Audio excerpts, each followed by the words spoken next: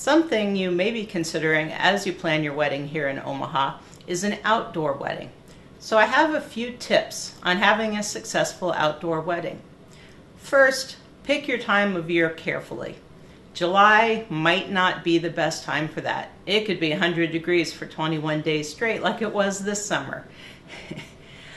Another important thing to consider is that you need to have a plan B. What if it rains? What if it's freezing? What if it's raining? What if it's really hot? What if it's raining? So it's always good to have a plan B. For example, if you're having your wedding in a golf course, you might arrange ahead of time with the clubhouse that if you needed to, you could move your guests in there. Another thing to consider is seating. Be sure that you have enough seating for your guests. I've seen a real trend in outdoor weddings on golf courses or in parks to only have 20, 30, 50 chairs set up, but have 100 or more guests coming. You especially want to be sure you have enough seats for any older relatives that you have or anyone that might have trouble standing for the length of your wedding. Another really important thing to consider is a sound system. You want your guests to be able to hear your officiant speaking the service. You want to be sure that they can hear you exchanging your wedding vows. So be sure when you arrange this, you can probably hire equipment like that through your DJ.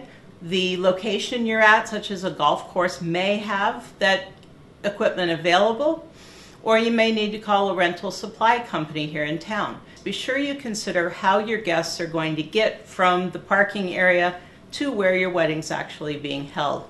If it's a half-mile walk out onto the golf course, you need to consider that older people or people with disabilities might have trouble walking that far across a grassy area especially. And be sure you have some golf courts or other forms of transportation available to get them from the parking area to the location of your wedding.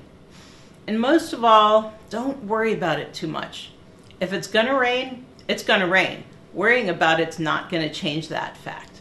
If you get up that morning and it's raining, don't let it ruin your day.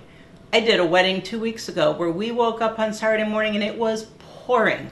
And it poured and poured and poured right up till about 2 o'clock when the wedding was on an indoor at a church. But by the time the bride and groom came out to leave for the reception, which was out of doors, the sun was shining, the sky was blue, and everything was fine.